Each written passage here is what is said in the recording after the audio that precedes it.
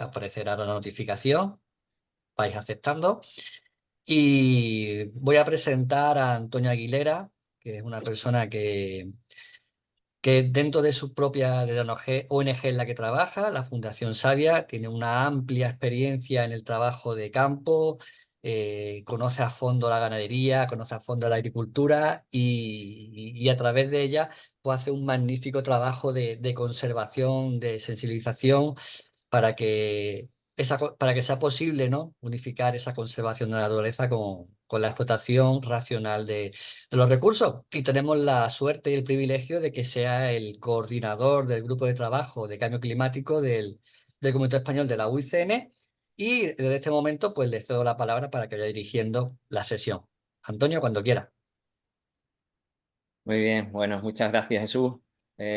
Buenas tardes, buenos días, para los compañeros que estáis en horario americano y bienvenidos a esta sesión de trabajo en la que en primer lugar me gustaría dar las gracias a nuestro invitado, a José Esquinas Alcázar, Pepe Esquina, como le gusta que lo llamen. Y en un par de minutos, si os parece, pues contextualizar, ¿no? El motivo, la razón de que hayamos llegado, ¿no? a esta sesión, a esta tarde, y es porque en el grupo de trabajo de cambio climático que tenemos en el Comité Español de UICN, venimos desde hace unos meses pues viendo la importancia que el sistema agroalimentario tiene, bueno, en nuestras vidas indudablemente, pero vemos que también es un factor, un elemento absolutamente clave para explicar también el cambio climático. Entonces, bueno, pues venimos dándole vueltas, manejando este asunto, como os digo, desde hace meses. Diversas organizaciones que estamos en el grupo de trabajo, así como sabemos que otras organizaciones también, compañeras de América, estáis trabajando en esto. Y bueno, pues se nos ocurrió la idea de que tenemos lógicamente que ir profundizando en el análisis de la situación, viendo los motivos, las causas por las que hemos llegado hasta aquí y desde luego pues a partir de ahí ver qué es lo que podemos trabajar, en qué podemos incidir, qué tipo de propuestas, qué tipo de acciones podemos nosotros ir acometiendo, que entiendo que es nuestra misión pues para poner medidas, ¿no? que frenen, que mitiguen el cambio climático. Y ahí es donde, bueno, pues se nos ocurrió y cursamos la invitación a Pepe Esquinas, que en mi opinión es un lujo que esté hoy con nosotros. Yo creo que es una de las personas que mejor conocen cómo funciona el sistema agroalimentario en el mundo. Y lo que os proponemos es que, bueno, pues que nuestro invitado pues haga una primera intervención pues de 40 a 45 minutos. Aquí dejamos un poquito la libertad de cátedra, pero como habíamos propuesto que tuviésemos una sesión aproximadamente de hora y media, pues veíamos interesante que también por la calidad y la importancia de los testimonios de los asistentes, pues que hubiese una primera parte de, como digo, esa intervención de Pepe y después que tuviéramos también una segunda parte de 35 o 40 minutos, pues que se pueda abrir el debate para aquellas cuestiones, aquellos comentarios, aquellas preguntas que ya tengáis o que os vayan saliendo a lo largo de la intervención de Pepe, ¿no? Os lo presentamos muy brevemente porque desde luego el currículum, la experiencia y el saber de José Esquina Alcázar es maravilloso. Yo desde luego lo considero un sabio con mayúscula, porque Pepe Esquina es doctor, ingeniero agrónomo, genetista, uno de los mayores conocedores de cómo funciona todo el modelo agro, pero a partir de ahí, aunque ha ocupado diversos puestos de máxima relevancia e importancia, ¿no? en el mundo del sistema alimentario, destacaríamos, ¿no? por su relevancia los más de 30 años que ha ocupado como alto directivo en la FAO, lo que le ha permitido conocer pues, más de un centenar de países, su funcionamiento, la gobernanza respecto al sistema alimentario, la parte más agronómica en sentido técnico, pero también toda la fuerza de poder y el manejo, ¿no? que hay tanto en la producción como la transformación, comercialización de productos y también, también como consumidores y como personas que necesitamos alimentarnos, ¿no? A diario, si es posible, pues bueno, ahí nos gustaría que Pepe nos ilustrara sobre su experiencia y su saber. Añadir que también el motivo por el que hemos visto muy oportuno que sea este, ¿no? El momento de la intervención de Pepe Esquina es que acaba de publicar un libro que se titula Rumbo al ecocidio y que precisamente pues intenta condensar ese saber y esa experiencia. Yo desde luego lo recomiendo su lectura porque es muy reveladora. Y Pepe allí, yo le agradezco también su honestidad en lo que ha dejado escrito. Y bueno, y por último, pues añadir que también es un orgullo, porque Pepe es patrono de nuestra fundación, es patrono de la Fundación Sabia. Así que bueno, pasamos, si os parece, a lo importante, que es escuchar a Pepe Esquinas. Pepe, de nuevo, muchísimas gracias por tu disponibilidad. Ha puesto todas las facilidades. Está pasando un constipado, pero aún así ha dicho, oye, nada, y que respetamos los tiempos y vamos a tener esta sesión interesante que, como me decía antes por teléfono, pues que le apetecía mucho, ¿no? Este le parece un foro muy interesante, ¿no? Todo lo que se mueve en torno a UICN, desde luego tiene mucha relevancia. Y sin más, pues tuya es la palabra, Pepe, de nuevo gracias y si te parece, pues tanto Jesús como yo, después en el debate intentamos moderar las palabras y después de esta intervención también me tocará hacer un poquito de Pepito Grillo, ¿eh? Si se van los tiempos, pues te iré avisando. Vamos adelante. De acuerdo. Oye, pues muchísimas gracias, Antonio, por la presentación. Muchas gracias a UICN por invitarme a estar ahí y a Jesús por su aquiescencia y su introducción esta mañana. O esta tarde, perdón. En efecto, dice Antonio que tengo un constipado, lo que tengo es COVID, con lo cual me encuentro un poquito...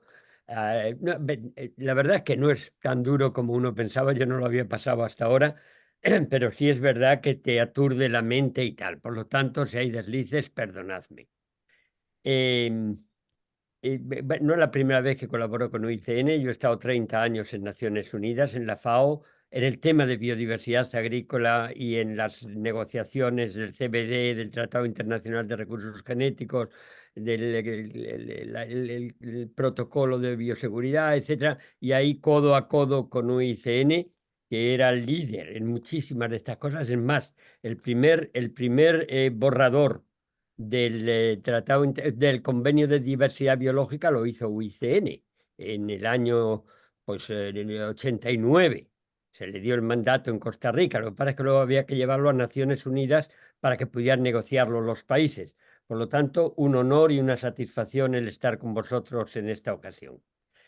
Lo que me gustaría es compartir un poquito conocimientos, experiencias, como dice Antonio. Pues la verdad es que el haber estado muchos años en Naciones Unidas me ha permitido visitar 120, 130 países y esto me ha dado una visión muy interesante, muy importante del problema a nivel global que aflora en estos momentos en todas partes y que tenemos una manifestación fortísima en España con las que serie de huelgas y manifestaciones de los agricultores y de los tractores. El problema tiene sus raíces mucho más profundas y están mucho más atrás. Y es curioso cómo al visitar estos países uno se da cuenta de algo que me parece clave para entender el momento actual, que es cuando yo visitaba por primera vez en los años 70, años 80, cada país tenía un sistema agroalimentario muy distinto. Tenía unas condiciones climáticas edáficas obviamente distintos, regímenes distintos, y entonces los sistemas, y hablo en plural, los sistemas agroalimentarios estaban adaptados a esas condiciones. Lo que ha habido en estos últimos 20 años, sobre todo, es un proceso de convergencia, del establecimiento de un sistema único agroalimentario, que es la agroindustria. Y prácticamente la totalidad de los países convergen en el sentido de su manera de producir, su manera de vender, su manera de comercializar. Esto ha estado, además, a esto hay que añadir el proceso de globalización y sobre todo globalización de los mercados.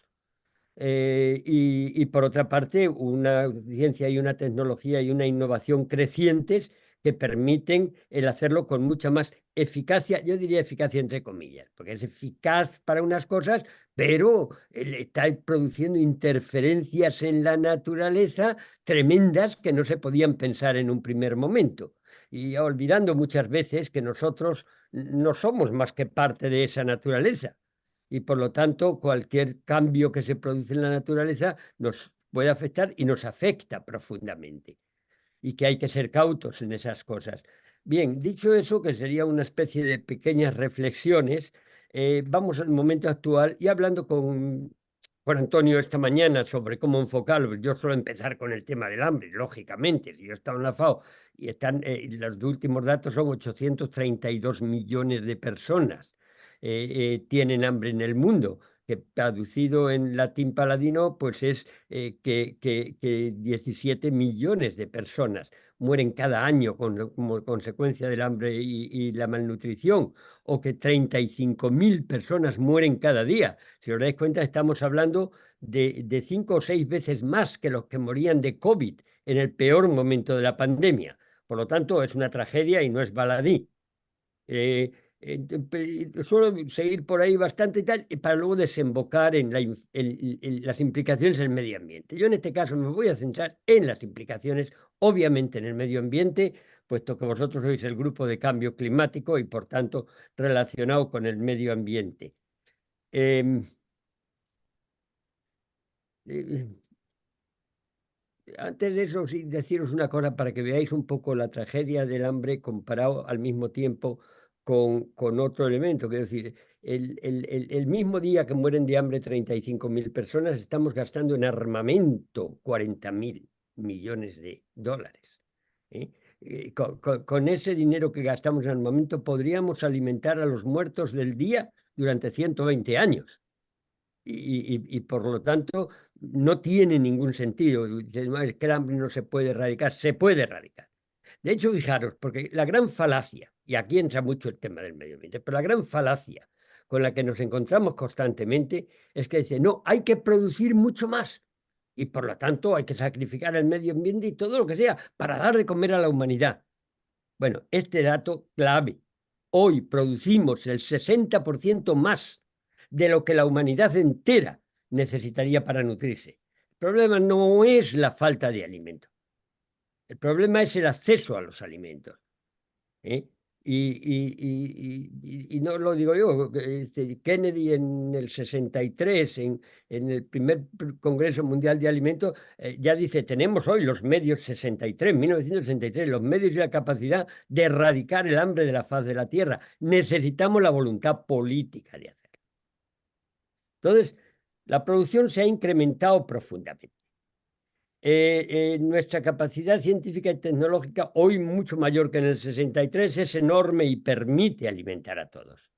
El tema está en que el agotamiento, la contaminación, la apropiación, la privatización de esos recursos naturales del planeta está colocando a la agricultura en una situación casi imposible. Fijaros bien, ¿qué es agricultura? ¿Qué es producir alimento? Os doy una definición muy simple pero incuestionable, es la transformación de los recursos naturales del planeta, tierra, agua, aire, diversidad biológica, energía en alimentos, ni más ni menos. Lo puedes hacer en un laboratorio, lo puedes hacer por la agricultura tradicional, un pequeño campesino, o lo puedes hacer en una gran multinacional. Me da igual, es transformar esos recursos naturales en alimentos. Por lo tanto, lo que no podemos permitirnos el lujo es destruir ese medio ambiente y esos recursos naturales limitados y perecederos, porque entonces a quienes estamos condenando el hambre es a las generaciones futuras. Estos días he oído mucho la frase de pan para hoy, hambre para mañana. Sí, pan para hoy, hambre para mañana. Eso es una gran verdad. Y hoy es imprescindible y no se nos perdonaría que no lo tuviéramos en cuenta. La agricultura desde ese punto de vista tiene que ser sostenible y el actual sistema agroalimentario no es sostenible. Habrá que cambiarlo, habrá que modificarlo. Y me preguntaba Antonio esta mañana, Dice, hay que tomar conciencia del impacto que tiene este sistema agroalimentario. Y él me decía, tú, Pepe, ¿qué piensas? ¿El sistema agroalimentario es aliado o enemigo del medio ambiente, de la conservación de la naturaleza? Y mi respuesta era obvia. Depende de ti, depende de nosotros, depende de cómo lo utilicemos, pero en cualquiera de los casos hay un error en la pregunta. No es el sistema agroalimentario. Si estamos hablando de un sistema agroalimentario único, seguro que es enemigo. Hay que cambiar el concepto de el sistema por los sistemas agroalimentarios, adaptadas a las condiciones locales, al clima, al suelo, a las variedades, a las tradiciones, a las culturas, a los regímenes políticos. Y tiene que haber mucho. Cuando hablamos de biodiversidad, hablamos generalmente solamente de la biodiversidad de especies, no, también de sistemas agroalimentarios y también de ecosistemas en general. Y este es el gran problema, y para mí el gran error de Naciones Unidas durante muchos años fue pensar que había recetas únicas para el mundo entero, y eso es mentira.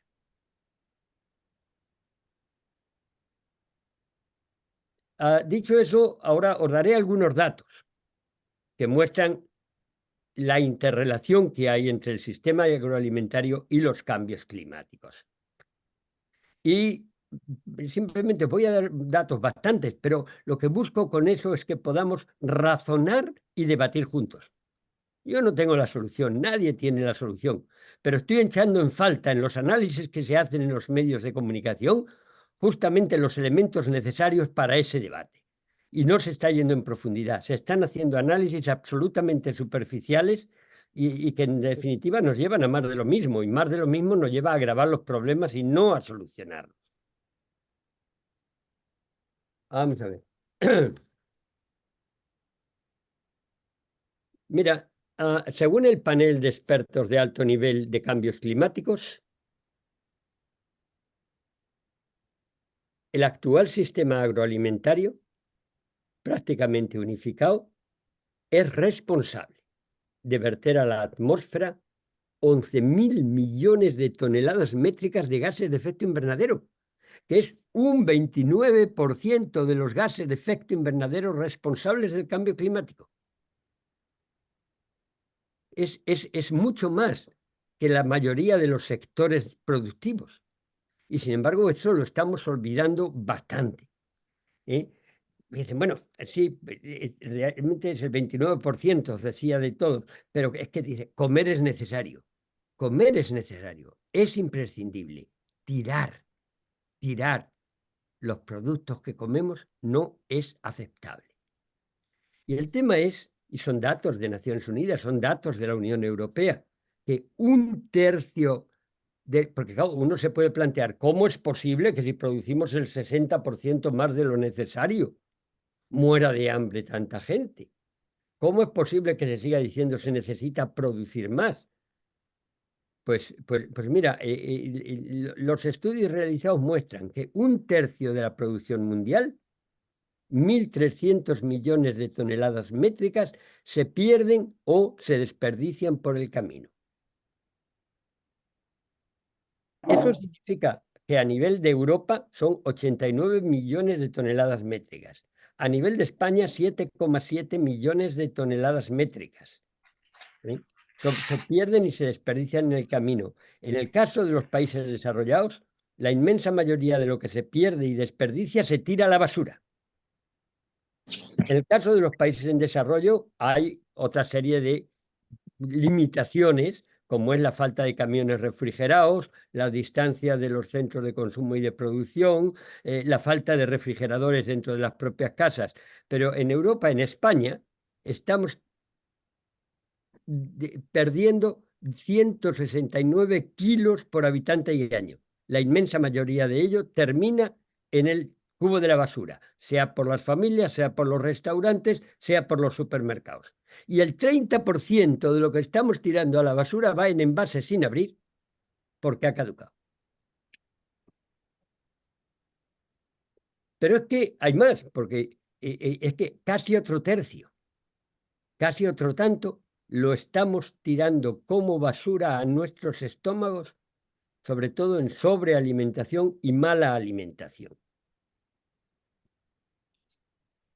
Lo cual está provocando, porque dice, bueno, pues si se come más, mira qué bien. No. El 63% de la población europea obesa o con sobrepeso. Otro tanto prácticamente en España, obviamente. Y en los niños de 3 a 9 años el 31%. Obesos y con sobrepeso. Lo cual está provocando un incremento tremendo de enfermedades llamadas no transmisibles, entre las que están pues, la diabetes, las cardiovasculares, las oncológicas, etc. Y la Unión Europea está gastando en combatir las enfermedades, una de cuyas causas principales es esa sobrealimentación de esos alimentos que decimos que faltan, está gastando en combatir esas enfermedades en medicinas 700.000 millones de euros al año. Fijaros, 700.000 millones son 12 veces más que el coste anual de la PAC. ¿No sería mucho más lógico el tener una PAC que se ocupe de esa buena alimentación y no estuviésemos desperdiciando los alimentos, echándolos como basura en nuestros propios estómagos? Bien, ahora vamos a seguir con el tema medioambiental y el efecto en el medio ambiente de todo esto. Si nosotros cogemos, os decía antes que vamos a coger la tercera parte, esos 1.300 millones de toneladas métricas de alimentos que estamos perdiendo, que estamos desperdiciando y en gran parte en los países desarrollados que terminan en la basura. ¿Sabéis el costo medioambiental de la producción de eso que estamos perdiendo, desperdiciando y tirando? Para producir esos 1.300 millones de toneladas métricas, estamos utilizando 1.400 millones de hectáreas,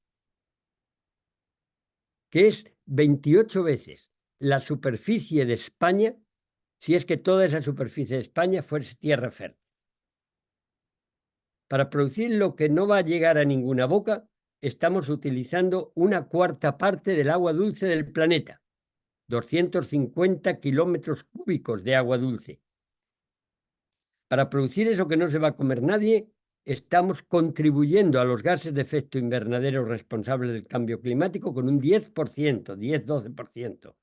Y en transportar, bueno, en producir y transportar esos alimentos que no se va a comer nadie, estamos utilizando 300 millones de barriles de petróleo al año. Claro, no es sorprendente, por tanto, que el alimento medio que está llegando a nuestras bocas en España ha recorrido previamente entre 2.500 y 4.000 kilómetros. Algunos de vosotros recordaréis que hace unos 6 o 8 años chocaron 2 camiones enormes, grandes, de transporte de alimentos en Portbou, frontera entre Francia y España. Uno de ellos venía de Holanda a España. El otro iba de España a Holanda. Se rompieron y se vertieron las mercancías. ¿Sabéis que ambos camiones tenían tomates? Que yo en ese momento estaba comiendo con unos amigos, me escandalizó la noticia. Y uno de ellos era un famoso economista neoliberal. Y le dije, oye, pero esto para la economía es un mazazo, es terrible. Y me dijo, no, Pepe, para la economía es genial, porque cuanto más se vende y más se compra, más sube el PIB. Ahí está el punto.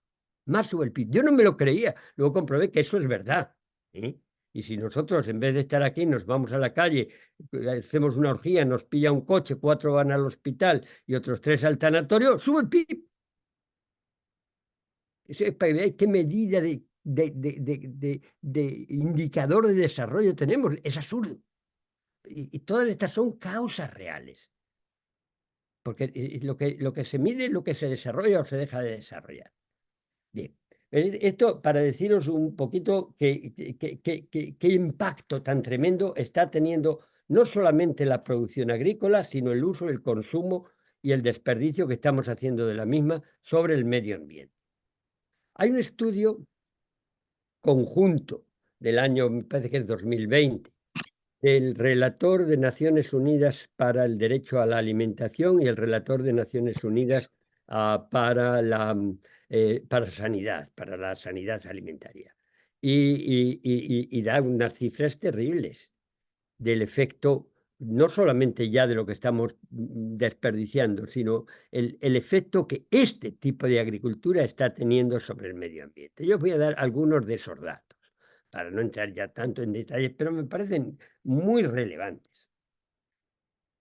La biodiversidad agrícola. Y cuando hablo de biodiversidad agrícola, no hablo de la glosopanda ni de la ballena, que son absolutamente importantes para el medio ambiente, pero estoy hablando de la diversidad mucho menos sexy, que es la que nos da de comer. La diversidad del trigo, de nuestros cultivos. Bien, según datos de la FAO, el ser humano ha utilizado a lo largo de su historia para agricultura y alimentación entre 8 y 10.000 especies. Hoy estamos cultivando de forma comercial no más de 150. Hay una uniformización permanente y una pérdida, no de las especies, una especie alimentaria raramente se pierde, pero sí del uso de esas especies que están adaptadas a condiciones de determinadas zonas. Hombre, si yo sigo, os hablo de la cañigua, la oca, el oyuco, macho, arracacha. Bueno, ¿y eso qué es? Pues son los cultivos que se utilizan normalmente en la región andina. Y todo el imperio andino durante cientos y miles de años ha tenido como base esos cultivos. Esos se están perdiendo, están siendo sustituidos por otros, con todas las implicaciones que tienen, en las que no tenemos tiempo de profundizar. Pero lo que se está es infrautilizando una diversidad clave y, por lo tanto, antes o después perdiéndola. Pero es que cogemos solamente esos 150 especies que sí se cultivan: el trigo, el arroz, el maíz, el tomate, el pimiento, la calabaza, la sandía, el melón.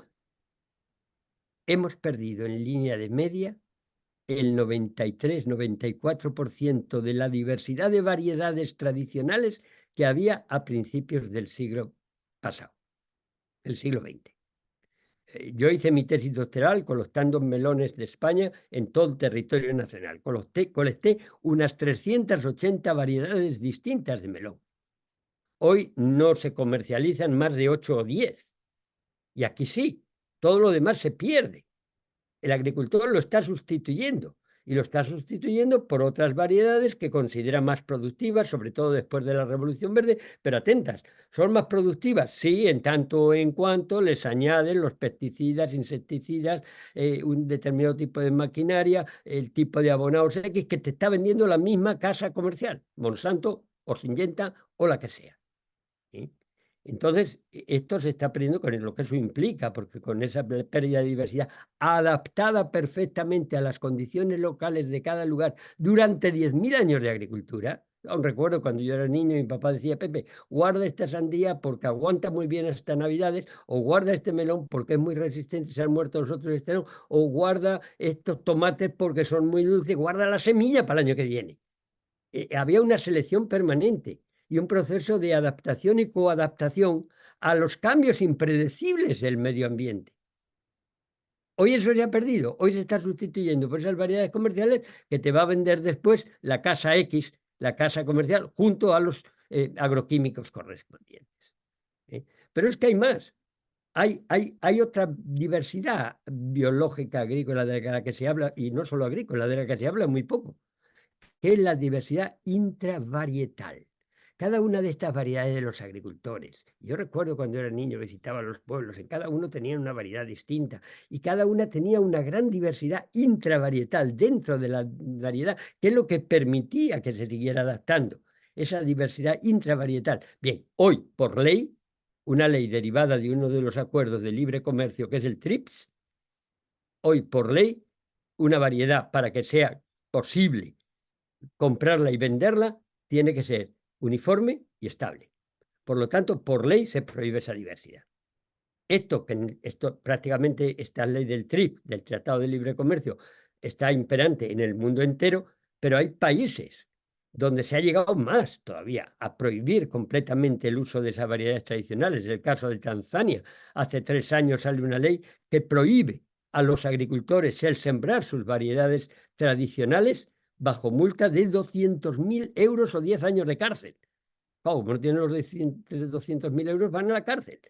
Cuando yo preguntaba a un delegado tanzano, pero bueno, ¿cómo es posible esto? Dice, no, es que es una condición que nos están poniendo determinados países de Norteamérica, que si no cumplimos esta condición de sustituir las variedades tradicionales por las otras, no tenemos ayuda internacional. ¿Dónde está? ¿Qué hay detrás de eso? Hay una serie de lobbies imponentes, ¿eh?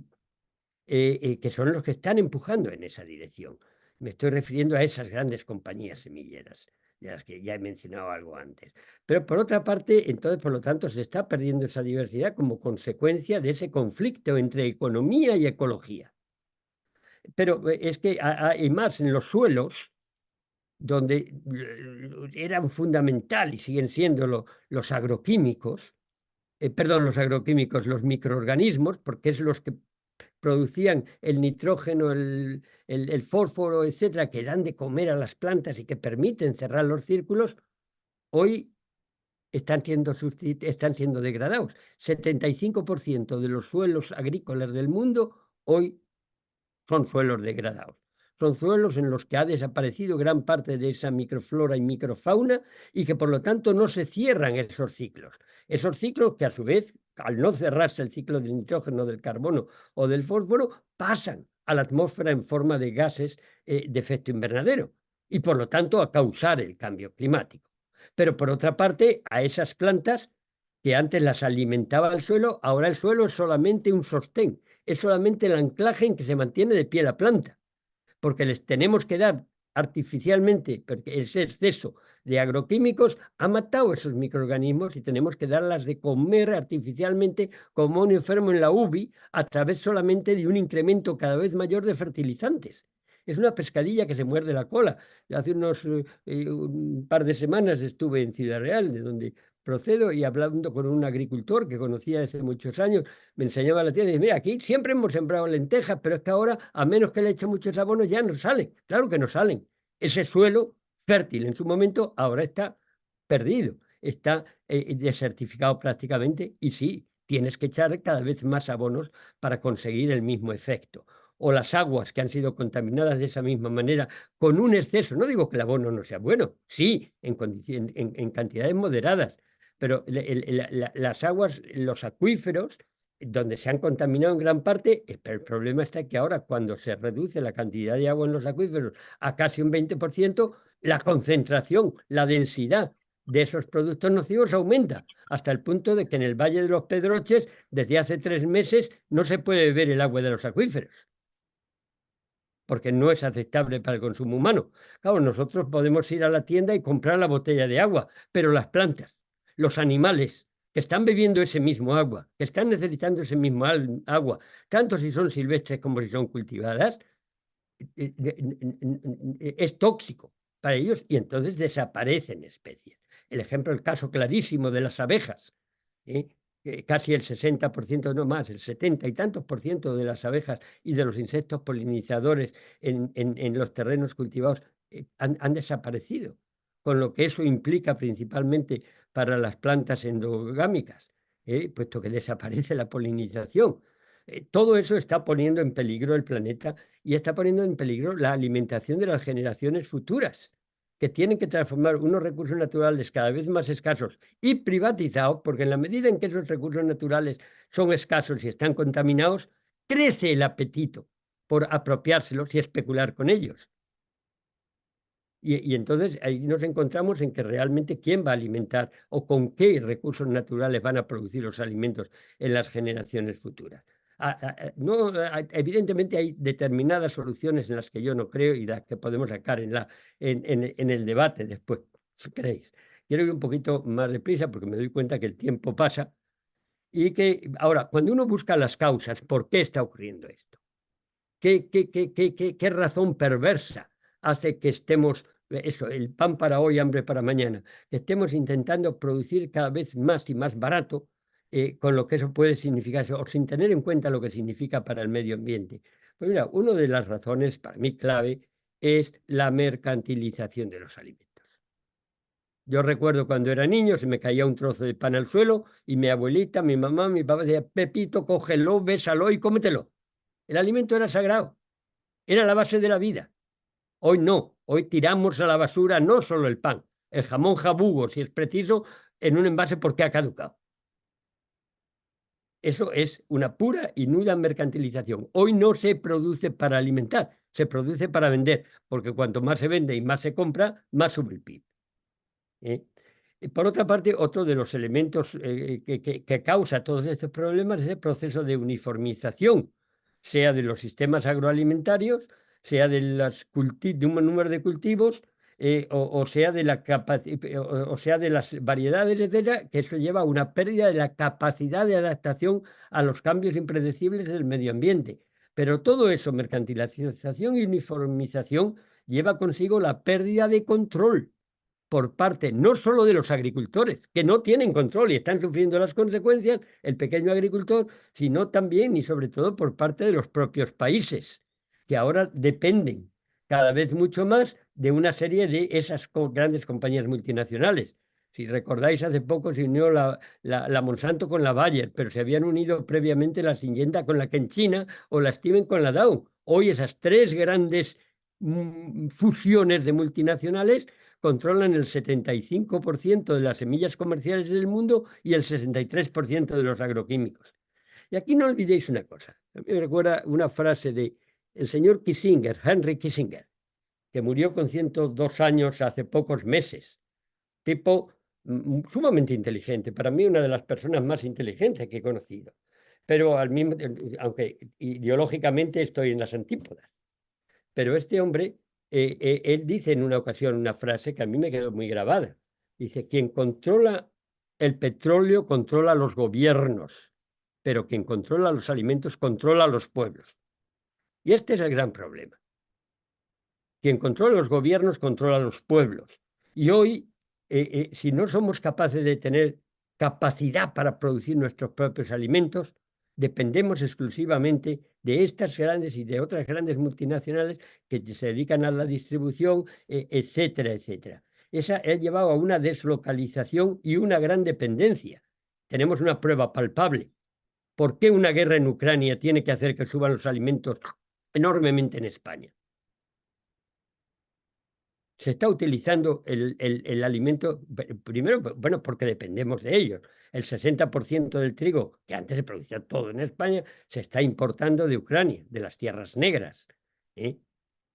Y luego, por otra parte, en el caso de Rusia con respecto a Ucrania, está usando el alimento como arma política. De la misma manera exactamente que Israel lo está usando contra el pueblo palestino como arma política, negando la entrada de los alimentos. Entonces, ese hecho de estar utilizando los alimentos como arma política es otro de los elementos importantes en todo esto. ¿Hay soluciones? Y vamos al grano. Sí, hay soluciones. Y entonces las soluciones, simplificando mucho, si hay dudas luego después lo debatimos, hay que pasar por la localización, la diversificación y la sinergia. No se trata, como algunos piensan, no, es que claro, se quiere volver a la época de las cavernas. Mentira. No es tratar de volver a la época de las cavernas, hay que buscar la sinergia entre las nuevas tecnologías y los conocimientos tradicionales. Ambos tienen que estar considerados, porque la sabiduría de nuestros ancestros y de los pueblos indígenas ha llevado a que los pueblos indígenas, aún en condiciones adversas, están y siguen estando ahí presentes y han llegado hasta nuestros días. Pero es ese tipo de sabiduría que da el conocimiento de la interrelación entre el medio ambiente y la actividad humana. Y eso acompañado, por supuesto, de nuevas tecnologías, siempre y cuando nos puedan ahorrar trabajo, nos puedan conseguir producir más sin dañar el medio ambiente.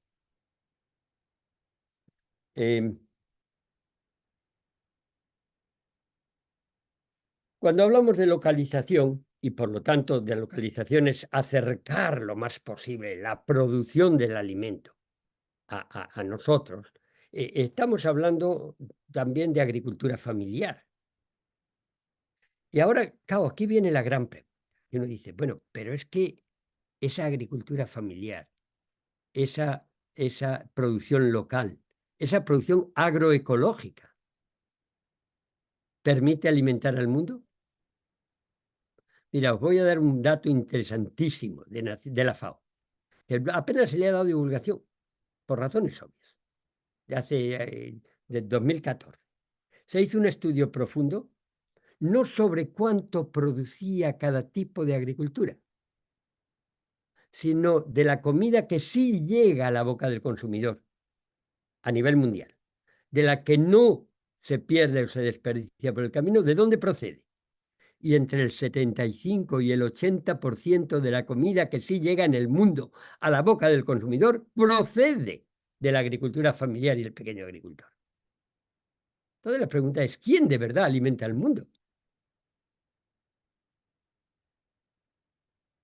Fíjate, esto fue tan importante que el año siguiente fue declarado por Naciones Unidas el Año Internacional de la Agricultura Familiar. Y esto tuvo tanto éxito que en el 2018 se decidió en Naciones Unidas que la década 2019 a 2028 sea la década internacional de la agricultura familiar. Claro, la otra pregunta que viene inmediatamente después, se dice, bueno, todo está bien, sí, se podría alimentar. Cuidado, cualquier cambio y tiene que ser progresivamente, lentamente, y cuando hablamos de la posibilidad de hacer, tiene que ser siempre de manera subsidiaria. De manera subsidiaria entiendo, si yo puedo producir mis alimentos, no a 2.500 o 4.000 kilómetros de distancia, sino en mi propia tierra, cerquita, y en la propia comunidad, mejor. Pero si no tengo la capacidad, pues será a nivel provincial. Y si a nivel provincial no tengo la capacidad, será a nivel nacional. Y si no la tengo, será a nivel internacional. Esa es la idea de subsidiariedad, pero lo más cerca posible, siempre. Yo diría tanto los alimentos como la energía. Eso es el concepto de soberanía, en definitiva. Pero eh, eh, se me está yendo. No, ya sé por dónde iba, sí. Entonces, pensado de esta manera y diciendo eso, quienes realmente el 75-80% de la producción procede de lo que estamos hablando también de los países en desarrollo y sobre todo de esa agricultura familiar. Pero la gran pregunta ¿es la agroecología? Y también me lo comentaba Antonio esta mañana, ¿es la agroecología y esa agricultura familiar no es muy caro? Pues de nuevo, depende. ¿Qué es ser caro? Hay un estudio de hace 3 años del grupo ETC de Canadá. Este estudio muestra una cosa interesantísima. Por cada euro que yo pago en el mercado por comprar un producto de la agroindustria, la sociedad, vosotros y yo, estamos pagando a través de nuestros impuestos 2 euros más para paliar los efectos negativos que la producción y el consumo de estos alimentos han tenido en el medio ambiente y en la salud humana. Esto es lo que se llama precios ocultos de los alimentos. Claro, aquí hay una competencia desleal. Si resulta que es posible el producir ese producto que en realidad, si se considera que tiene que ser conservando el medio ambiente y la salud, cuesta producirlo 3 euros, se puede producir por 1, simplemente ignorando los efectos perversos que pueda tener sobre el medio ambiente, resulta que yo estoy compitiendo con productos independientes de dónde procedan, que el agricultor, el pequeño agricultor, la agricultura familiar está produciendo por 3, con lo cual el agricultor, el pequeño agricultor se arruina. Pero es el precio que tiene en el mercado. Dice, no, es que si no llegan las naranjas de este país o del otro, y entonces el agricultor se arruina. Claro, ¿qué ocurriría si aplicáramos el principio que ya se aprobó, ya se santificó en la Conferencia de Río de 1992, de que el que contamina paga? ¿Qué ocurriría si ese producto, venga de donde venga, va a costar 3 euros, porque va a tener una serie de condicionamientos? Pues que entonces aquí es rentable la agricultura familiar, es rentable la producción del campo, no hay empobrecimiento rural, no hay envejecimiento rural, no hay éxodo rural y la España vacía no existe. pero no somos conscientes de que la agricultura, no la agroindustria, la agricultura, y subrayo la palabra cultura, es multifuncional. No es simplemente producir kilos de alimento, que es lo que sí hace la agroindustria. Produce mucho más. Produce las tierras fértiles, produce las aguas cristalinas, produce el ambiente limpio, mantiene el paisaje, conserva la biodiversidad, conserva los recursos naturales del planeta. Pero lo único que se cotiza en el mercado es el número de kilos de alimentos.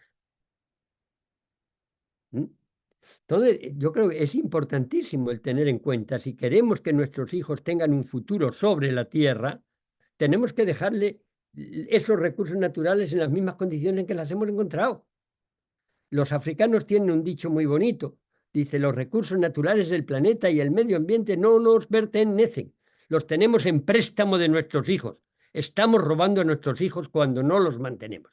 Claro, los agricultores de mi generación, de la generación de mis padres, yo recuerdo que el tema es, nadie se planteaba siquiera la posibilidad de no dejar las tierras de barbecho o la posibilidad de no hacer una rotación de cultivo, porque no se trataba de producir cuanto más mejor y más barato, no.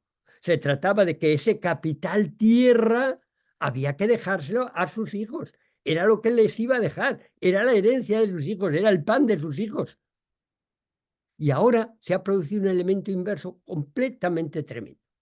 Ahora resulta que el agricultor lo que quiere es, para que su hijo se pueda ir del campo, que ya no es que le va a dejar eso, para que se pueda ir, porque el campo está tirado, entre comillas, es lo que es la expresión que te usan muchísimo, y aquí no se puede vivir más, está sobreproduciendo y está produciendo, utilizando esos sistemas que degradan los suelos y el medio ambiente, y está, incluso si es preciso, malvende las tierras para que su hijo haga una carrera y se pueda ir.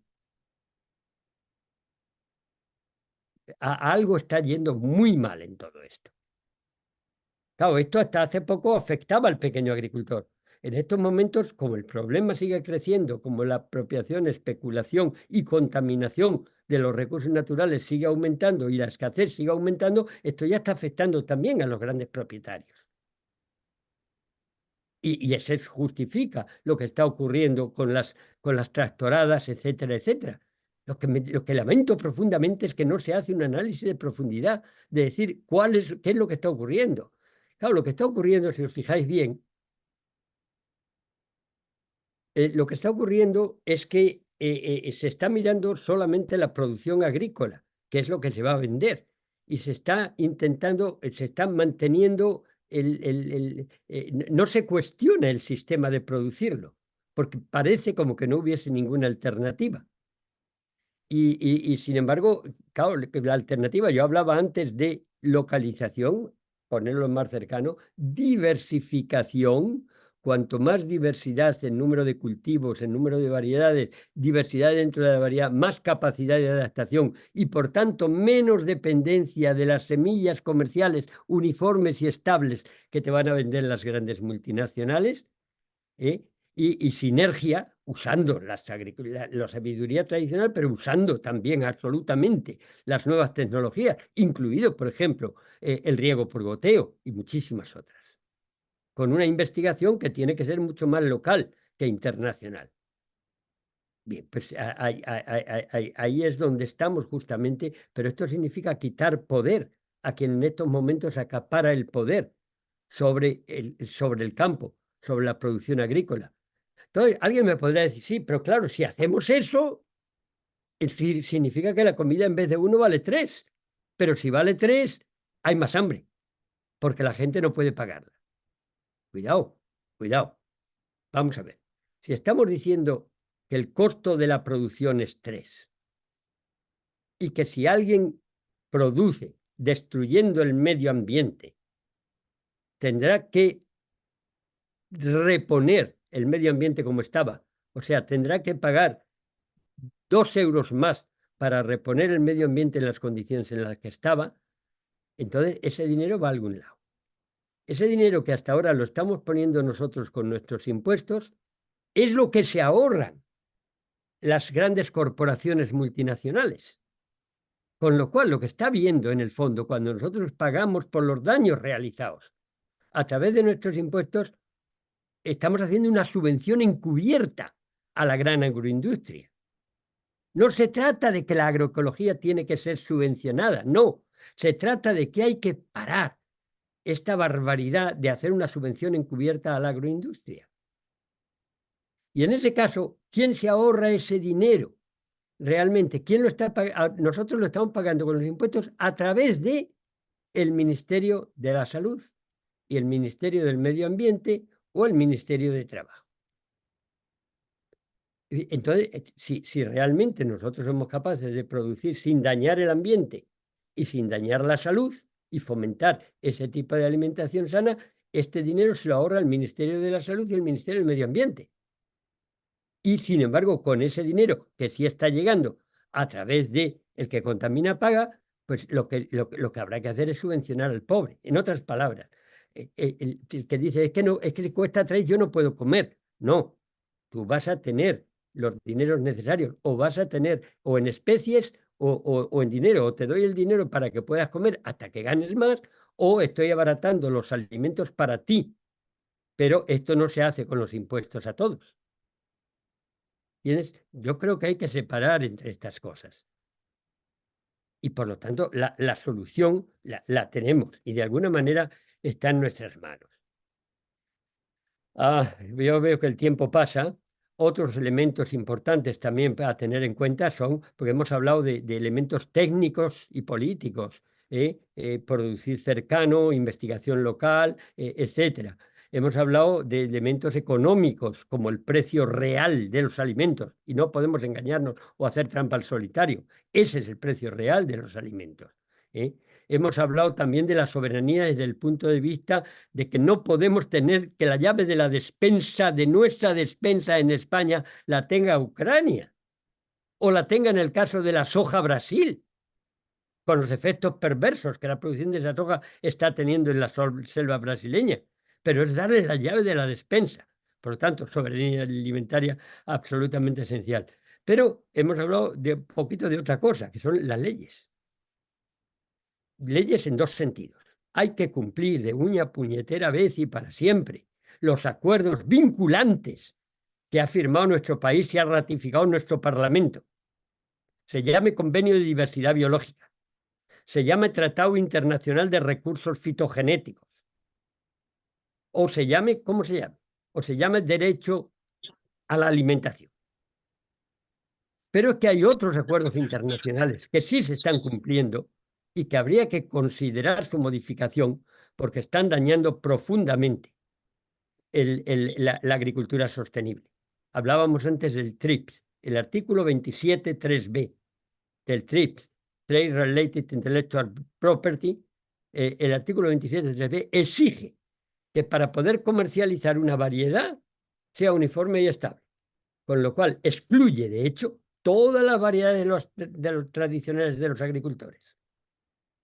Ese ser uniforme y estable es perverso, beneficia el control por parte de unos pocos de las semillas y de la producción agrícola, pero es que además lo que hace es castrar a las semillas de la cosa más importante que tienen, que es la diversidad interna que les permite seguir adaptando, como han hecho durante miles de años, a las condiciones variables medioambientales o a las nuevas enfermedades que vayan apareciendo. Y de nuevo es un sistema de control porque tienes que comprar los pesticidas, los insecticidas y las semillas resistentes, si es que las hay, a un pequeño grupo que las controla.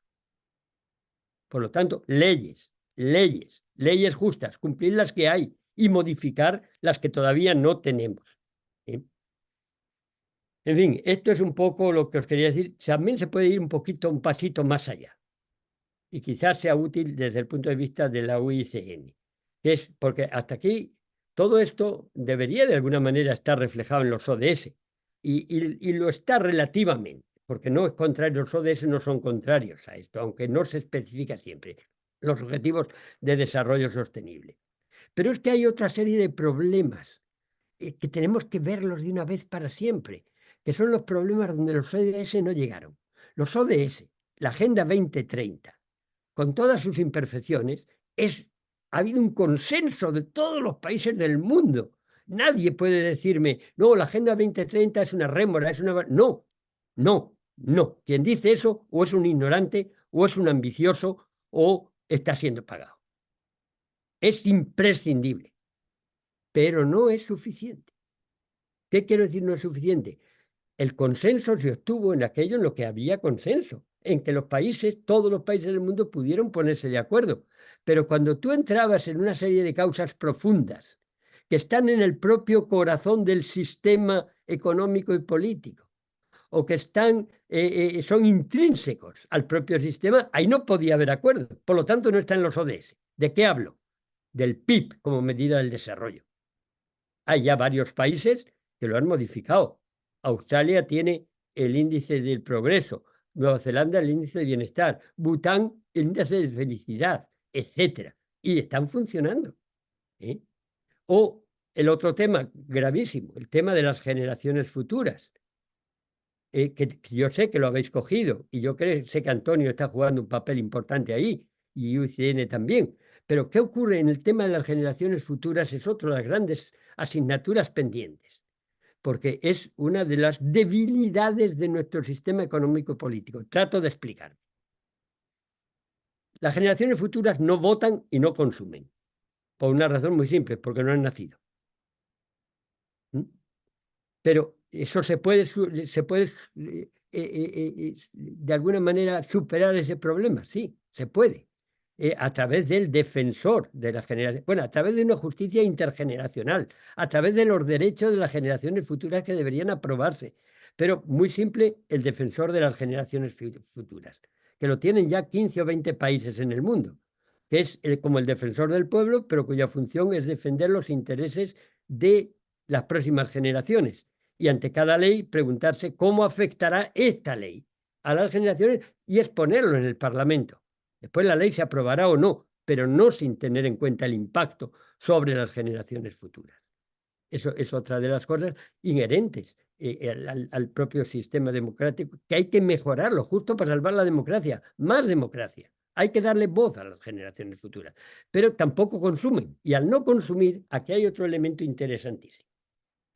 Al no consumir, su demanda, que va a venir 40, 50 o 100 años después, no se puede tener en cuenta.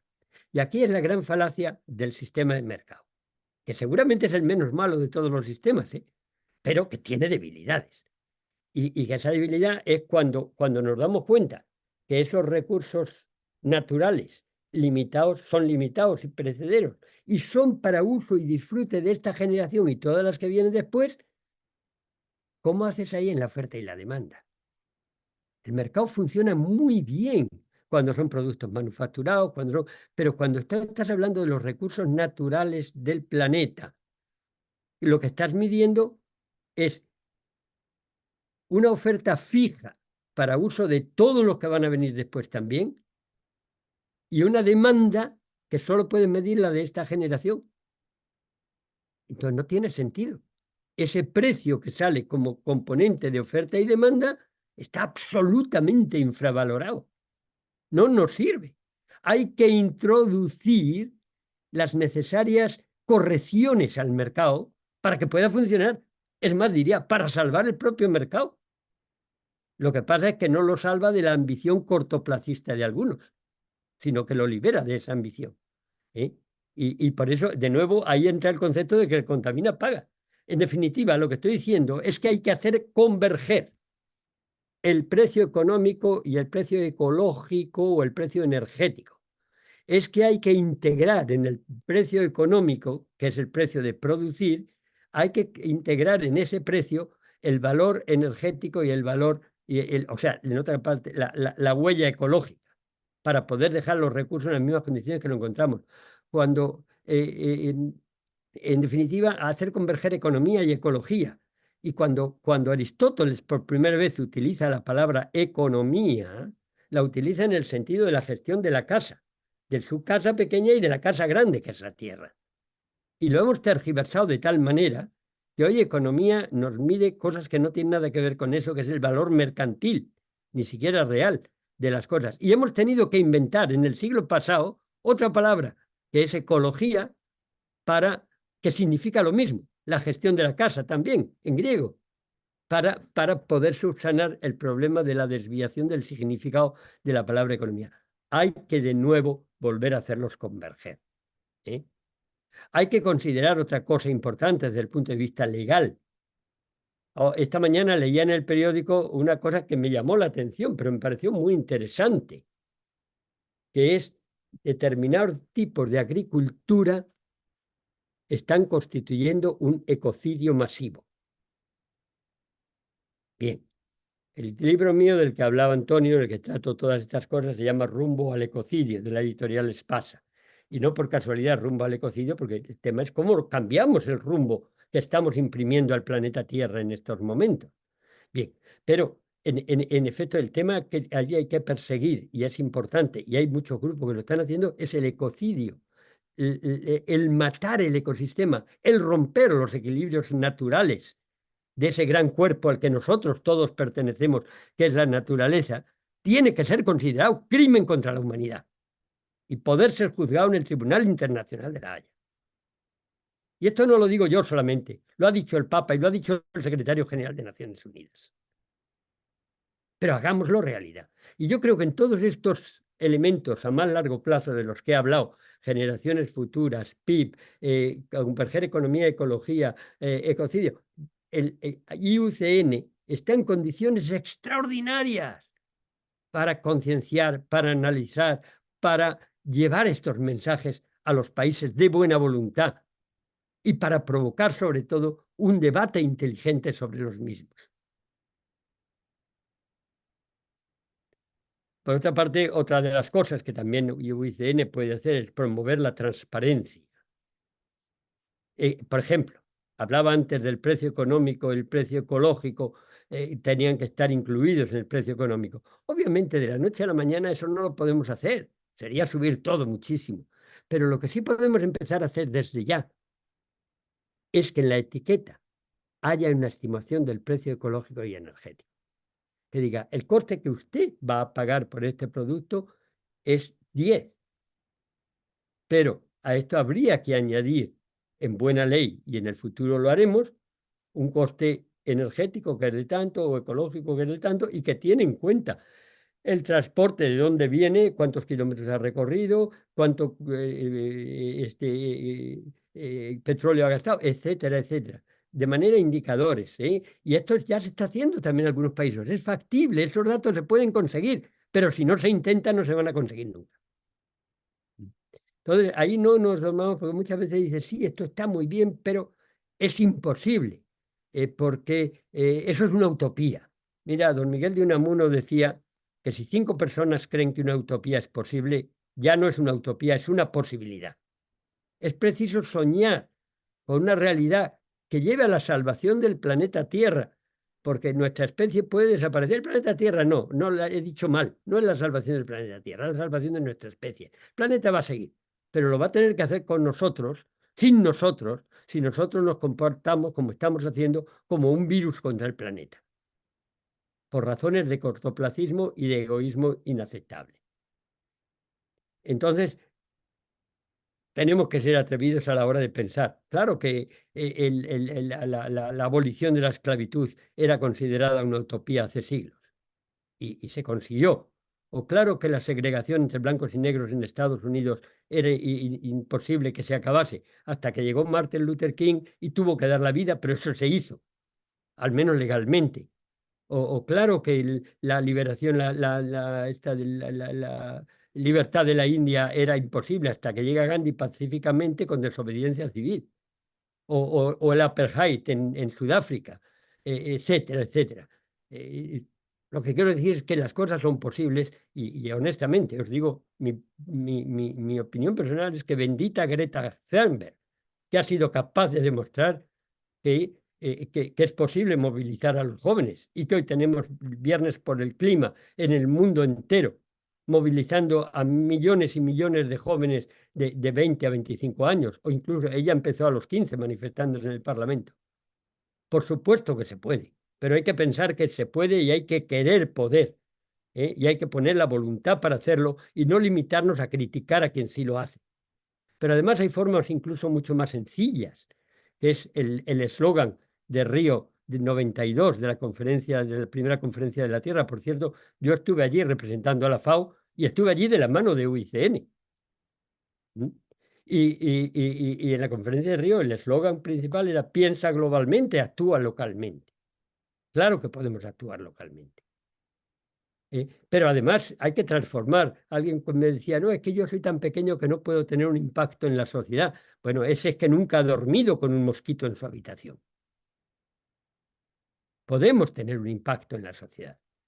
Y hay que ser mosquitos, y si es preciso, moscas cojoneras, porque es la única manera de salvar a la propia sociedad, de salvar al ser humano, de asegurarnos de que se puede seguir comiendo, por supuesto que sí, y al mismo tiempo salvarnos nosotros, salvando el medio ambiente.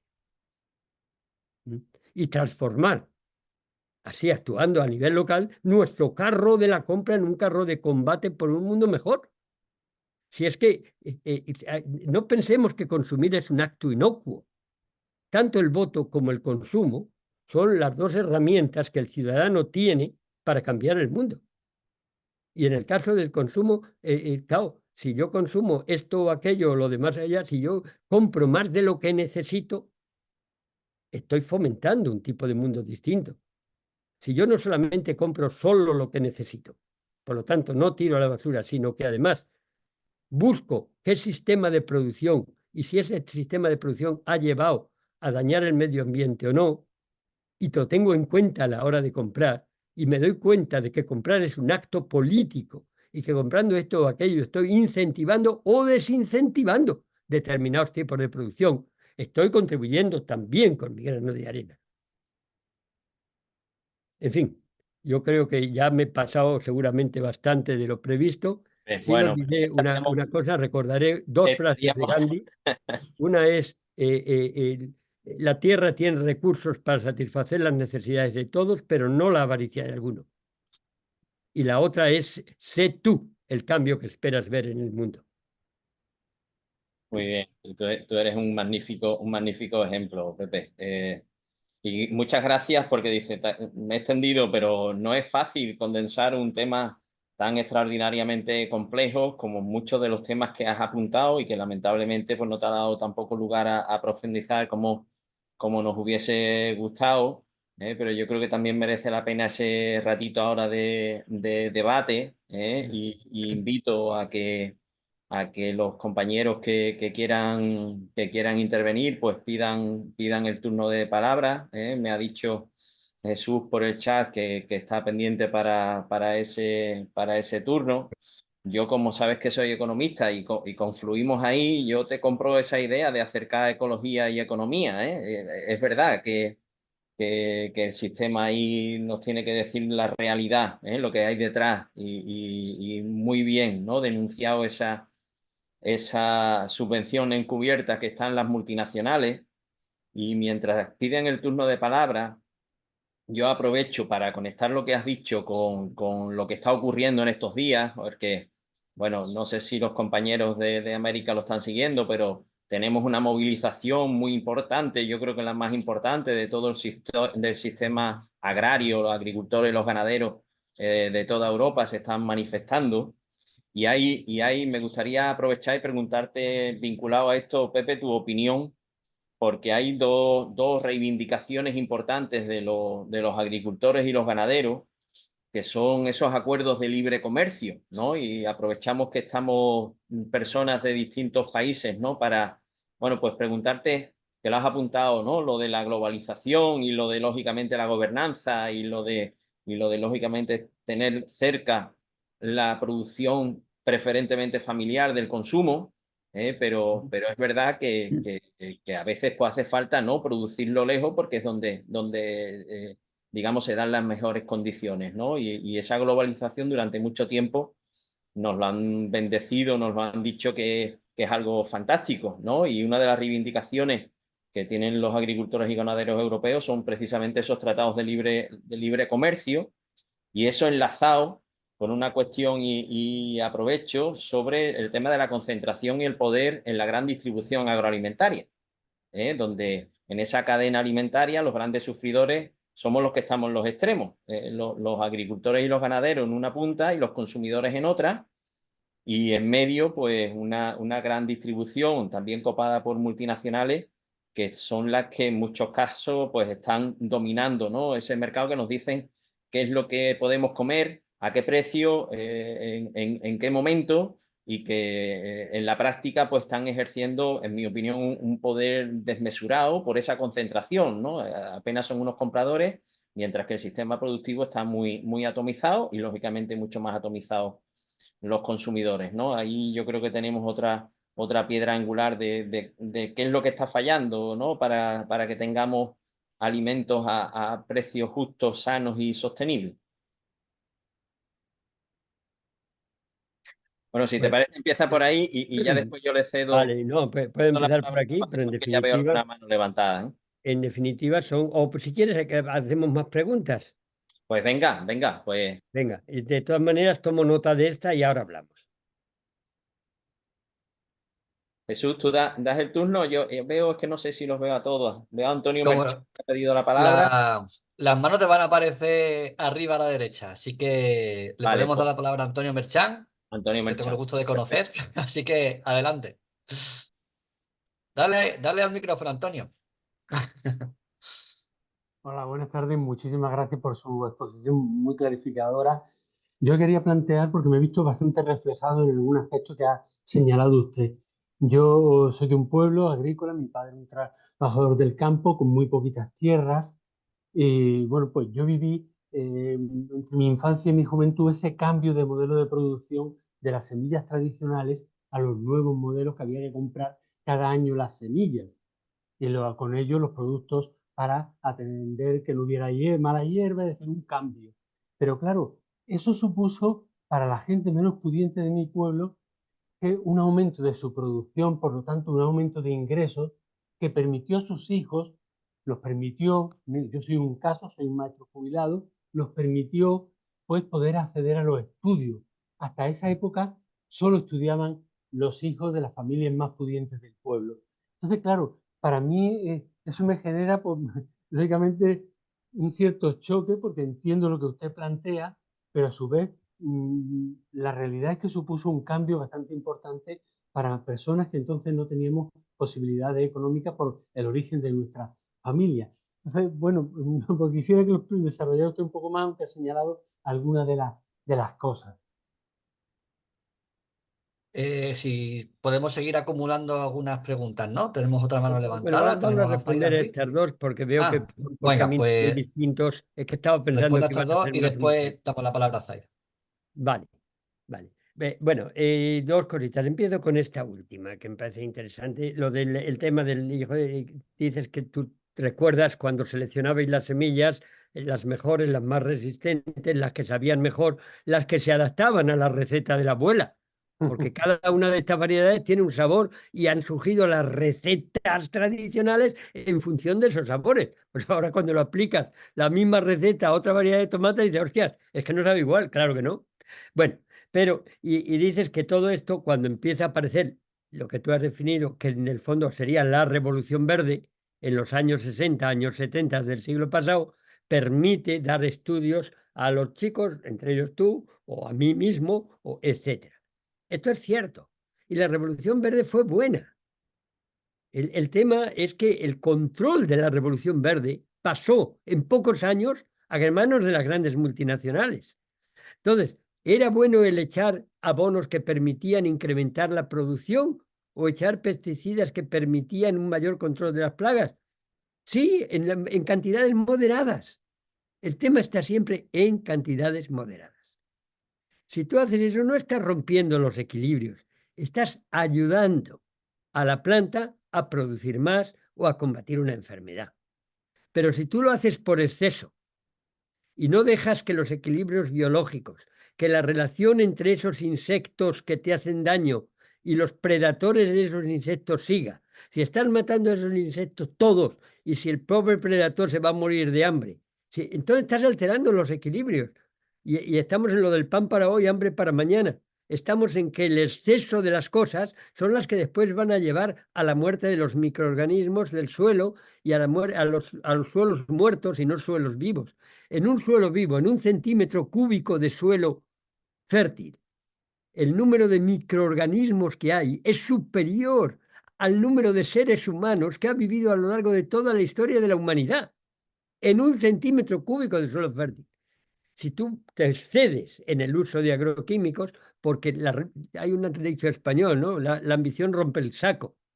Y eso es lo que hemos hecho. Eso es lo que hemos hecho. Por lo tanto, todo en su justo límite. Agroquímicos, fertilizantes, sí, pero con sentido común, con cabeza. Y no simplemente el matar la gallina de los huevos de oro, que es lo que hemos hecho. No sé si esto responde a tu pregunta.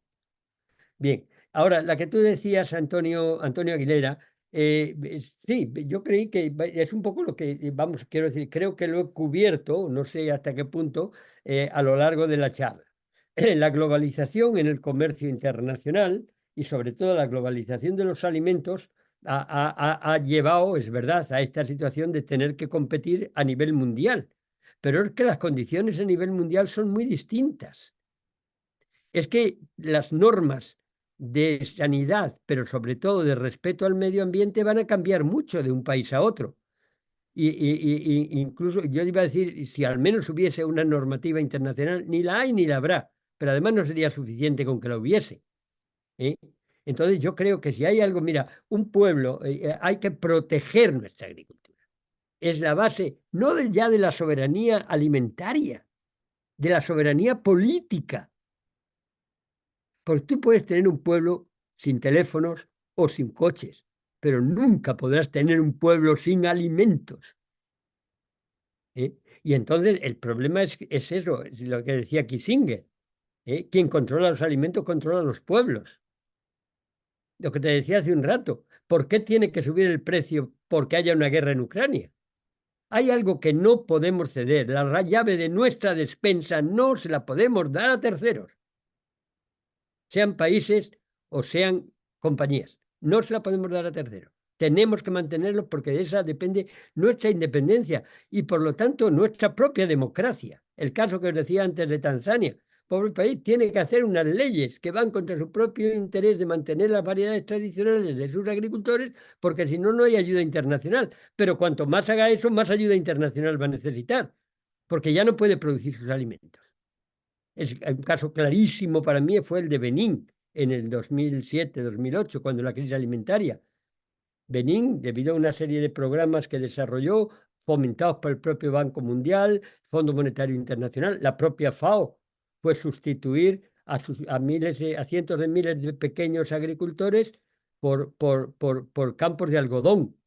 Y se fomentó porque eso iba a ser bueno para el país y se hizo muy bien y se hizo con tremendo éxito durante 10, 12 años. Y la gente trabajando en los campos de algodón ganaba más que cuando era agricultor. Y por lo tanto todos estaban muy contentos. ¿Qué pasa en el 2008? Crisis alimentaria. El precio de los alimentos básicos, trigo, arroz, maíz, etc., se multiplica por 2 y hasta por 3. Con el salario que cobran ya no pueden comprar los alimentos en el mercado internacional y no depende de ellos. En ese caso, revueltas callejeras por todo el país, empobrecimiento total y la primera hambruna de este país, que después ha tenido muchas, nunca antes había tenido ninguna hambruna. ¿Por qué creéis que Vietnam tuvo mucho éxito? Porque la primera cosa que hizo después de ganar la guerra a Estados Unidos fue proteger su agricultura y asegurarse de que iban a tener soberanía alimentaria. ¿Qué hizo Francia después de la última guerra mundial, cuando llega el Plan Marshall? Plan Marshall muy bonito, ¿eh? Estados Unidos está regalando alimentos. La reflexión de Francia en ese momento es: cuidado, yo no quiero que me regalen alimentos, estoy en manos de quien me los regala.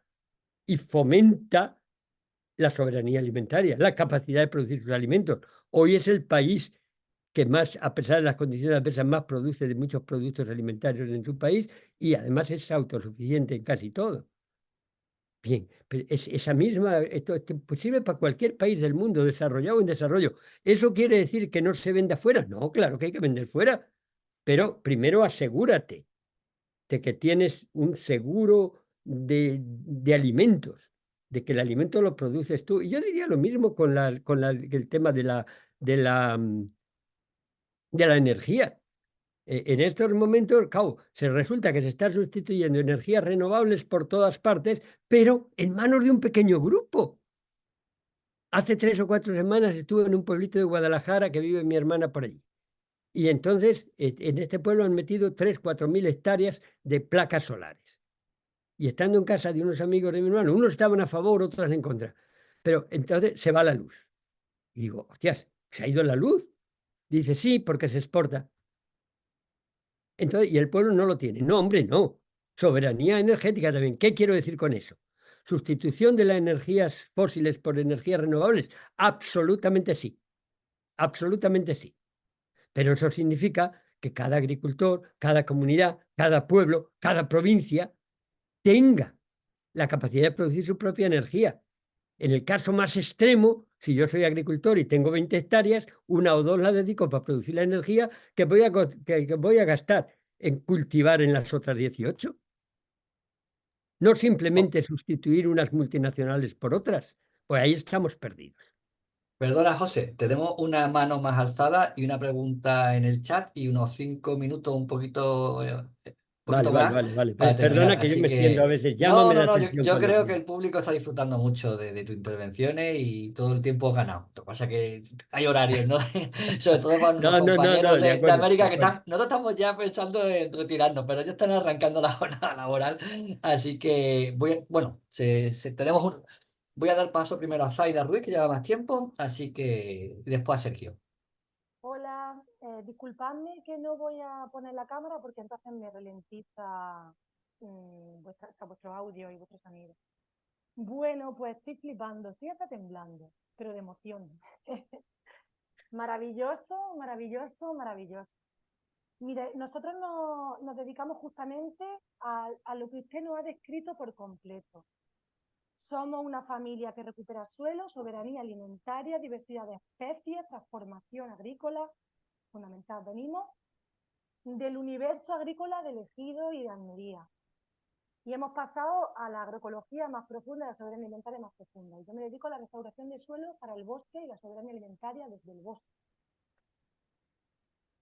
Conocemos justamente eso que ha dicho, todo lo que ha dicho de cómo el mercado atropella y sustituye, es porque usted lo ha dicho, tienen una avidez devoradora, depredadora y arrasadora. Si nosotros, por ejemplo, ahora estamos convenciendo a la gente en que se nos una a nuestros grupos de consumo para que coman soberanía alimentaria, convenciendo a agricultores para que se conviertan a la agroecología y siendo esa dinamización, nosotros somos abiertamente el enemigo. Y cuantos más consumidores se sumen, van a ser abiertamente el enemigo, porque como usted ha dicho, estamos arrancando poder. Y yo me pregunto, ¿cuál es nuestro escenario medianamente, o sea, a corto o medio plazo? Porque, como usted bien ha dicho, como no tenemos la llave de la defensa, con todo el futuro tan complejo para la producción de alimentos que se nos viene encima, ¿cómo se van a defender de la caída de ese imperio ellos? No sé. En fin, era solo esta reflexión. ¿Qué podemos hacer? Muchas gracias. José, si le parece bien, acumulamos las últimas preguntas y ya le damos una intervención final para que cierre la sesión, ¿de acuerdo? Ajá. Venga, Muy ahora bien. le doy paso a Sergio. Sí, Sergio mira, Abreu. perdona Jesús, que hay también una pregunta muy concreta en el chat que yo creo que la incorporamos de Armando Hernández, que pregunta sobre un estudio que relacione, se sinteticen los impactos de la agricultura sobre el calentamiento global, la degradación de los suelos y la pérdida de biodiversidad. Lo hace directamente a Pepe Esquinas, pero bueno, si hay algún otro compañero que conozca algún estudio en este sentido, repito, un estudio que sintetice los impactos de la agricultura sobre el calentamiento global, la degradación de suelos y la pérdida de biodiversidad. Perdona, Jesús, sigue. Nada, nada, lo tenía para después. Pero venga, adelante, Sergio. Gracias, Jesús. Bueno, quiero ante todo felicitar, de verdad que la intervención de José es extraordinaria, me encantó y lo felicito. Le hablo desde República Dominicana y al mismo tiempo soy punto focal país para la CCAD y SICA, con estos temas y hemos estado viviendo una experiencia sumamente interesante con la experiencia de Apollo 2040. La experiencia Apollo es una coordinación entre los ministerios de Agricultura y el Ministerio de Ambiente para que realmente podamos tener una agricultura sostenible, que no sea, que sea amigable con el medio ambiente y que sea protectora del medio ambiente. Nos ha costado mucho trabajo ir haciendo esta sinergia, sobre todo por todas las implicaciones que tiene para los ministerios de Agricultura, donde generalmente los gobiernos le dicen a los ministros, produzcan porque comer es primero, y es verdad. Y lo estaban haciendo, pero a costa de dañar, de quemar los bosques y dañar nuestro medio ambiente y recursos naturales. De manera que se está haciendo, diríamos, vía un acuerdo desde el 2020 entre ambos ministerios de la región, se está haciendo una experiencia significativa donde agricultura, sobre todo por todo lo que significa la seguridad alimentaria, con un esfuerzo enorme, pero buscando otras estrategias de intervención que garantice y que haga más sostenible todo el tema agrícola y que no dañe al medio ambiente. De manera que me alegró muchísimo, lo felicito y sí me gustaría que nos enviaran por correo esta presentación. Mañana misma tenemos aquí con la FAO una reunión en República Dominicana para ver unas perspectivas similares a esta, pero me ha encantado la conferencia de José, así que muchísimas gracias. Gracias a ti, Sergio. Y ya la última palabra que damos antes de la respuesta de José es a Jessica. Cuando quieras, Jessica. Bueno, buenas tardes para todos. Soy de Colombia, tengo 17 años y la verdad las palabras han sido muy inspiradoras. También trabajo soy voluntaria en un sector que hace un mismo labor, también enfocado en las TICs y la verdad me parece muy enriquecedor que desde la juventud podamos ayudar principalmente a mitigar esto.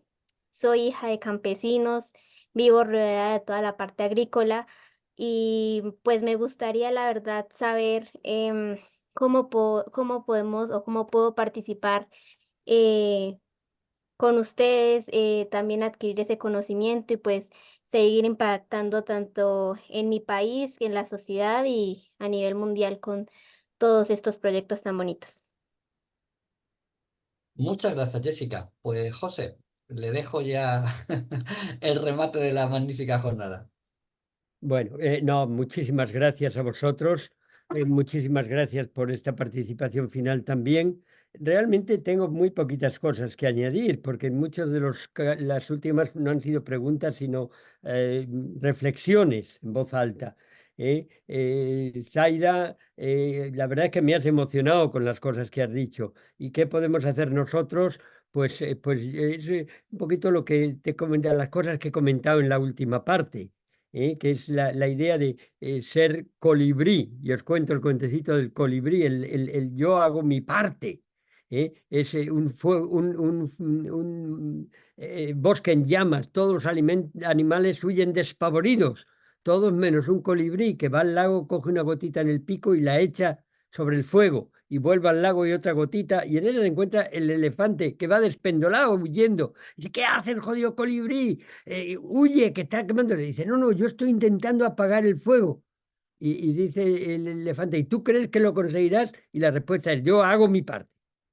Entonces, hay que ser colibrís, pero hay que ser también moscas cojoneras, como os decía antes. Hay que ser mosquito, hay que pinchar, hay que salir a la calle, hay que decir, señores, estamos cometiendo un suicidio colectivo y hay que llamar la atención, porque en última instancia un político nunca va a poder hacer nada si no hay presión popular. Yo recuerdo en Río 92, cuando se elabora también el eslogan el que contamina paga, el único país que inmediatamente de volver a su país decide hacer una ley del que contamina paga fue Holanda. Tenía un gobierno laborista Y esto fue en junio, en septiembre ya tenía la ley en el Parlamento. ¿Creéis que esa ley pasó, del que contamina paga? No solo no pasó, como consecuencia de ella cayó el gobierno. No había conciencia popular. Un político no puede hacer nada si no hay una presión y una conciencia popular. Entonces, desde ese punto de vista, tenemos que ser colibríes, tenemos que ser mosquitos, tenemos que ser moscas cojoneras, tenemos que hacer cada uno nuestra parte de donde estemos. Y sin excluir nada de lo que podamos cada uno, y según también su capacidad y sus deseos. Hay quien dirá, yo quiero ser colibrí, pero no mosquito, o viceversa, o las dos cosas a la vez. Otros me preguntabais el estudio que sintetice el impacto en de la agricultura en la biodiversidad, calentamiento global, destrucción del suelo. No sé si existe un estudio que haga exactamente eso. En el libro del que os hablaba, en mi libro Rumbo al ecocidio, que lo saqué hace unos meses, intento hacerlo en parte. Está hecho completamente, está muy claro y muy detallado en el caso del impacto en la biodiversidad. Está menos quizá en el calentamiento global, aunque también la destrucción del suelo hay bastantes cosas. Por cierto, en la destrucción del suelo hubo en la cumbre del clima de París hace unos años, Francia hizo una propuesta muy interesante para la regeneración del suelo, que era lo que llamaba el 14 por 1000 y que, bueno, era cómo se iban a regenerar paulatinamente con un pequeño esfuerzo de los distintos países.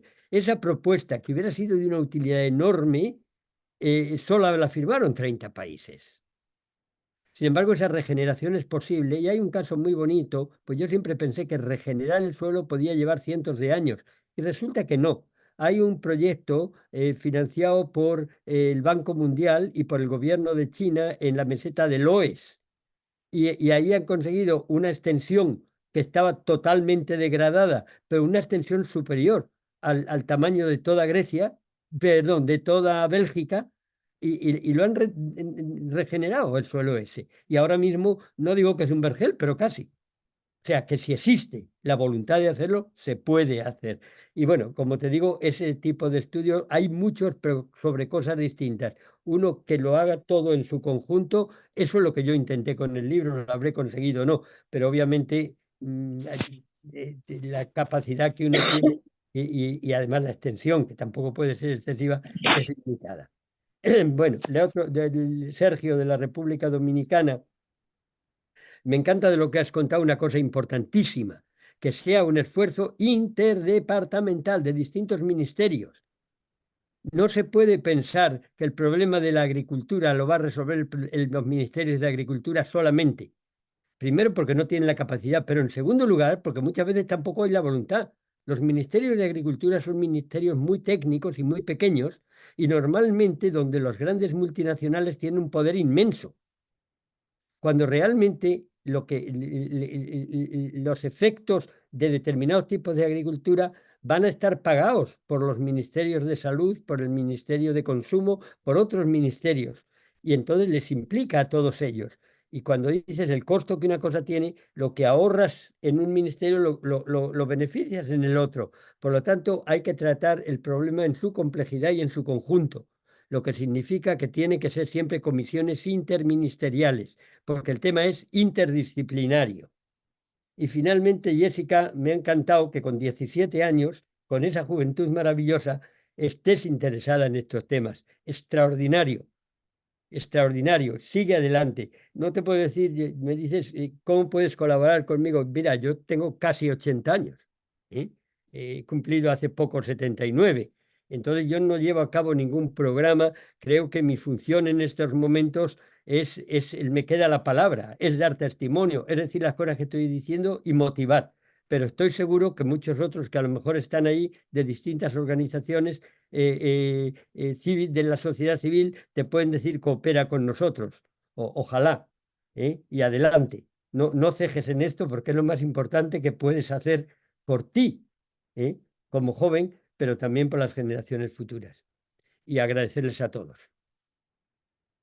Muchas gracias, José. Yo como siempre me gusta acabar con alguna trastadilla, pues como tengo por aquí a dos presidentes ilustres, presidenta del Comité Sudamericano, mi amiga Rosana, y al presidente del Comité Español, mi amigo Roberto, pues le voy a dar un minutillo a cada uno para que despidan la sesión. Oye, Entonces, perdóname, yo no soy capaz de ver, hace un rato que ya no veo aquí nada más que Zoom. Y no sé si no sé qué he hecho, pero no os veo las caras. Pero vamos, tampoco es. bueno, pues va a escuchar Vale, a los escuchar, sí, presi. escuchar, escucho Entonces, perfectamente. Vale. voy a dejar primero a Rosana y a Roberto, como juega en casa, pues que cierre. Así que, Rosana, luego me regañas. Venga, un minutillo. No, no, muchas gracias. ¿Me escuchan? Sí, ¿Me sí, escuchan? Perfectamente. Bueno, me perfecto. alegro. Bueno, primero disculpas por haber entrado tarde a la reunión porque estaba en otra. Agradecí acá en el chat esta reunión, creo que es valiosísima para todas las regiones, creo que esté presente Mesoamérica, Sudamérica y España es importantísimo y República Dominicana creo que hace a la región cada vez más fuerte. Se está haciendo en esta plataforma y nada, creo que todo lo expuesto es real. Estuvimos y estamos al tanto de todo lo que está pasando en Europa con el tema de la alimentación y con el tema de los tractores. Y bueno, José Esquinas, excelente exposición de todo lo que ha hecho. Y bueno, nada, solamente agradecimiento a Jesús por habernos invitado a participar en este evento. Y, y Armando Hernández que está ahí, hemos luchado juntos por tantos temas durante más de 30, casi 30 años, también. Así que nada, un abrazo, un agradecimiento y nos encantaría tener grabada esta puesta a punto de la situación. Gracias, Jesús. Nada, gracias a vosotros. Y como juguéis con ventaja de que yo mañana estaré trabajando cuando estéis dormidos, pues posiblemente cuando os levantéis tengáis la presentación. Muchas Y nada, gracias. Antonio, muchas gracias por tu trabajo y te dejo a ti, Roberto, para que cierre. Así que nada, gracias a todos y nos despedimos.